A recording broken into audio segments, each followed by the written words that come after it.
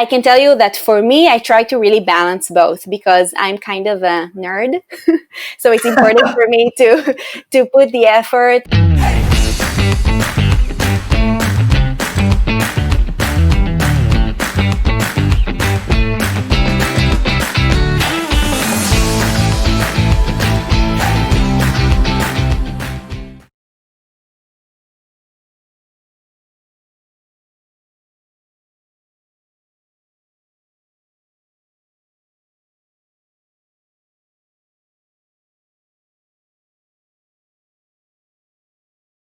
Maya, Avni, thank you so much for being on my show. How are you?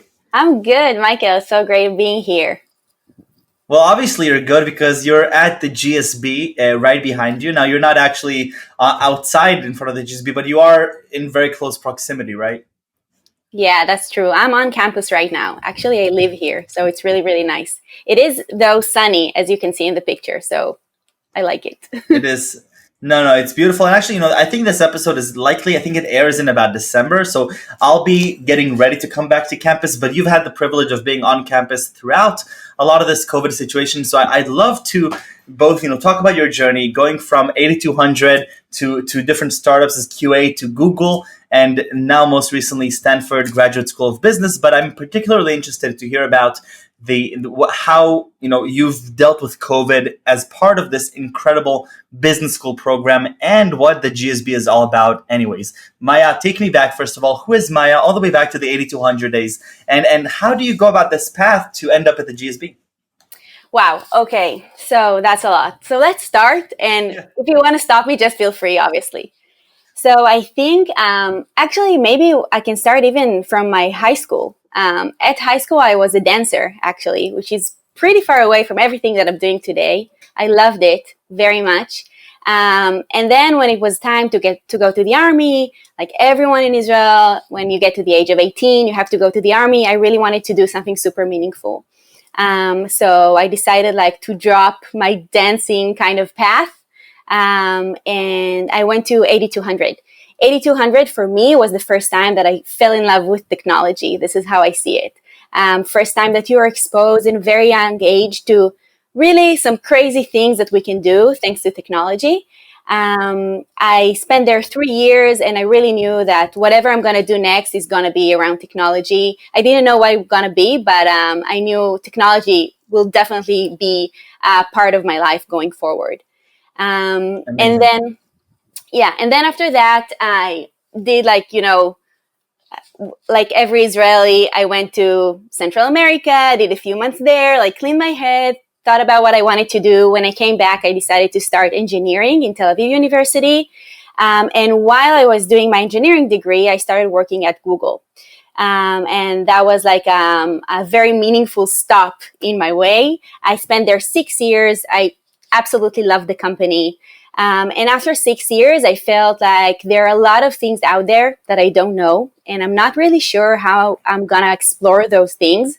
And then I started to think about doing an MBA. And for me, one of the By the way, I do want to mention here, because this is a little bit divergent from what a lot of people around the world experience, because usually when you go to college and you study whatever it may be, you don't go and work full time at a company, especially not a company like Google. Yeah, while you're studying in Israel, it's a little bit different. We go to the army, you spend quite a few years in the army, whether it's 2 all the way to some people 6, and then by the time that you go to college, you're mature enough to both handle a full degree, which is extremely intensive 3-year program in Israel, along with a full-time job for 4 years if you're doing the engineering, and juggling Google. So I think that's amazing.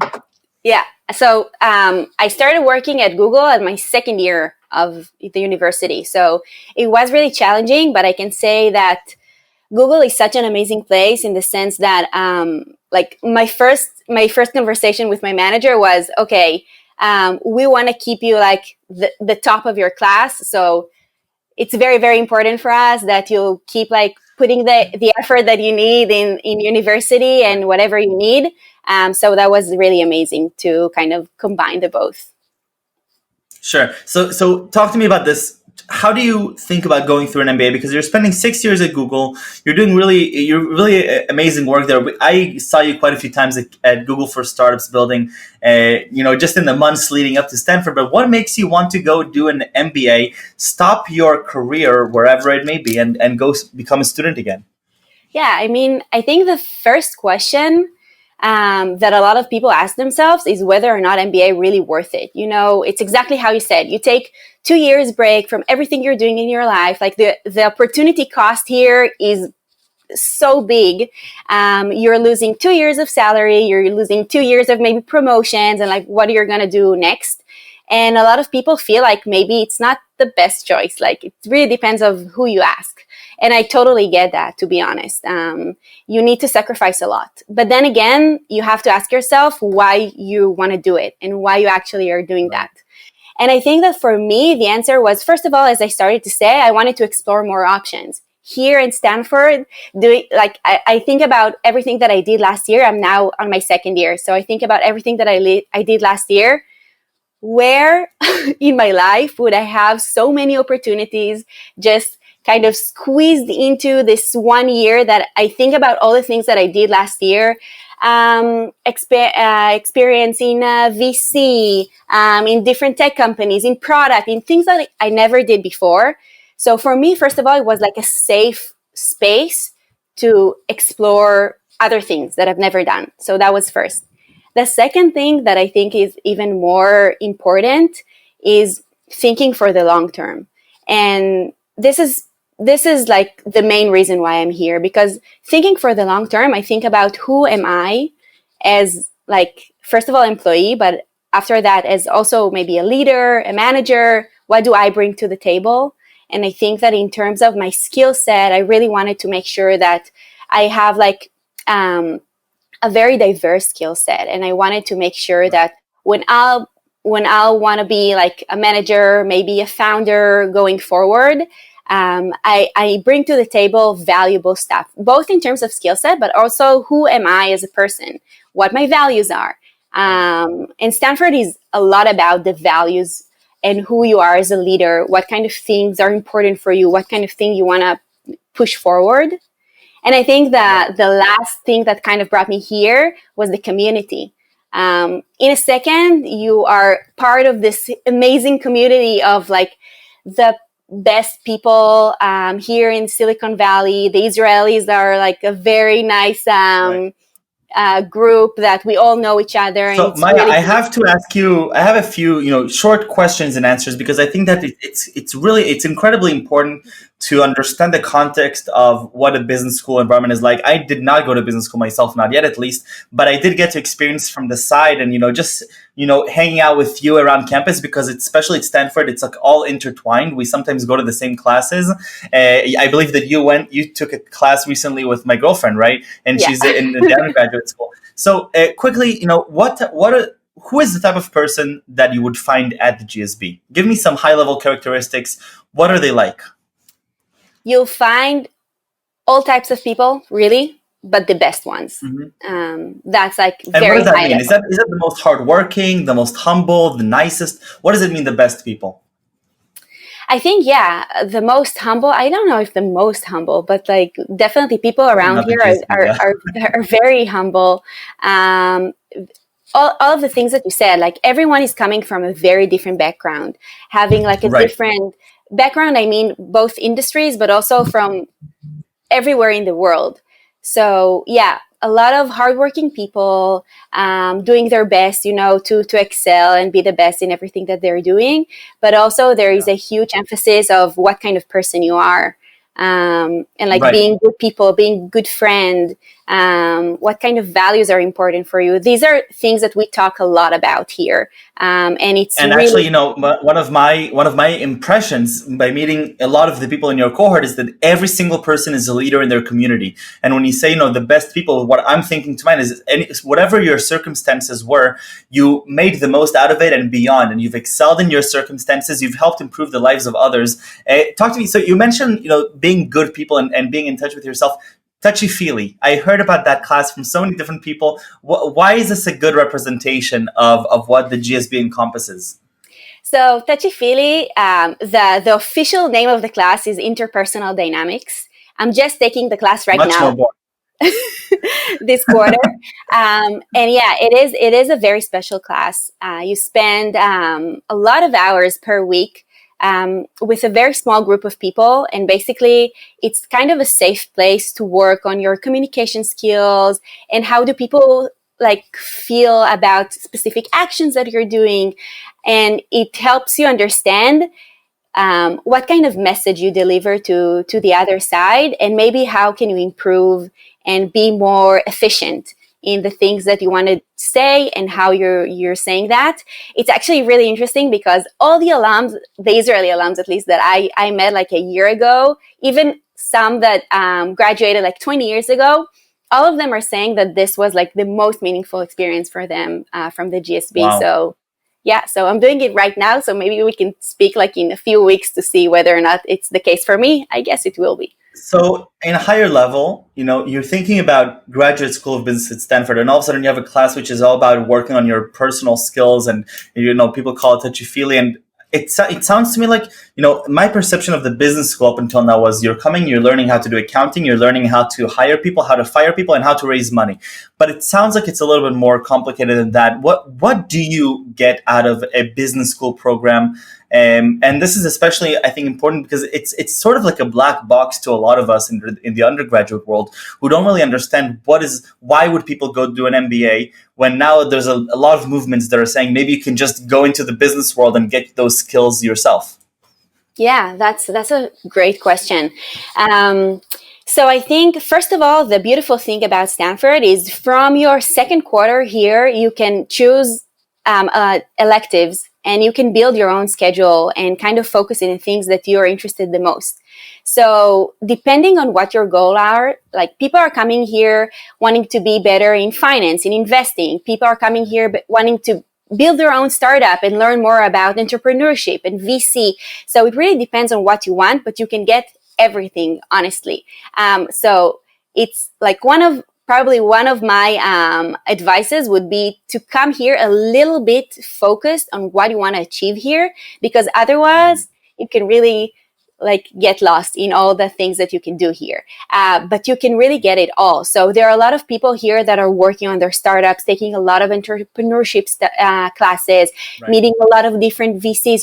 The guests that are coming to our classes, now it's on Zoom. So, well, less, but the people that are coming to our classes are amazing. Like the people from the best VCs, entrepreneurs that sold 1, 2, 3, 4 companies in millions of dollars can tell us all about their path. Other people that are coming from PE, private equity, and other investment background can get a lot of background about finance, accounting, all the things that you did. And everyone are putting a lot of effort also in the more soft skills. So presentation skills, communication skills, role playing, about like having difficult conversations and stuff like that, which is like, I really like this. So it really depends on what you're interested in, but you have here everything, honestly. Wonderful. Okay, so one more question about the GSB, and then I'd love to also focus a little bit about who you are and some of the things that you're really passionate about. But first, how much do you actually work in the GSB? Like, how much of it is actually, doing homework, sitting down, solving problem sets, like I'm doing now 23 hours a day in the undergraduate world, versus, the networking in the community? Yeah. So once again, it's a question of who you are and what's important for you. People who came here and want to put like 100% in the academics part can spend, 20, 40 hours a week just doing homework and working for classes. Other people, I think most of the people who came here came more for the network. So it's really important to get to know people, have coffee chats like we have once in a while. And I can tell you that for me, I try to really balance both because I'm kind of a nerd. So it's important for me to put the effort and like make sure that the classes that I'm taking very seriously because I want to take the most out of it, but also meeting new people, having coffee chats and like having some fun with like new friends and expanding my network. It's super important for me. This is maybe the main reason why I came here. So I put a lot of effort there as well. So Maya, a very meaningful service in the intelligence unit in the IDF. Years of experience in the field, an engineering degree, 6 years at Google, now very soon an MBA from Stanford. Where are you headed, and what are you really passionate about? Like, what do you really see yourself digging into and making an impact? In what field? That's such a tough question. To be honest, I'm not sure what's the answer for this question yet. I can tell you that I did my last 6 months, I worked as a product manager at Brex. Brex is a super cool company, fintech company, now valued at $3 billion. I love Stanford, I believe, right? Yeah, true. Undergrads, though. They didn't graduate, but yeah. And I really enjoyed my time there. I really loved product. It's the first time that I'm doing that. So building something and like thinking about the problem, what the users really want, thinking about the solution, how to design it, then going through the marketing stage and how do we launch the product. I really, really enjoyed that. So the way that I see it, I would love to do something around product. And I also really enjoyed fintech. So this is an area that I am passionate about. I think so many things are happening right now in this space. Innovation is just waiting to happen. This is how I feel. So this is something that I'm very, very passionate about. But we'll see. I don't know. I want to, at least for now, just to keep the opportunities open, and we'll wait and see. Right. Is there a specific experience that you've accumulated so far that you can really pinpoint and say, this is something that I learned a tremendous amount, something that may not be too obvious? Specifically from Brex? Either Brex or any of the other job, because one of the things that I'm especially curious about, especially through this show, is the non-linear career pathways that people take.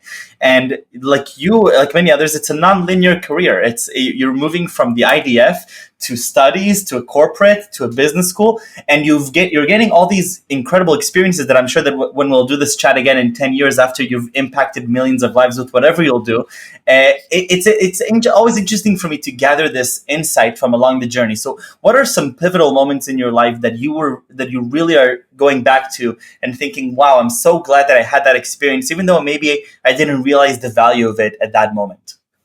I'll give you an answer that I'm not sure you're going to like, but I'll try.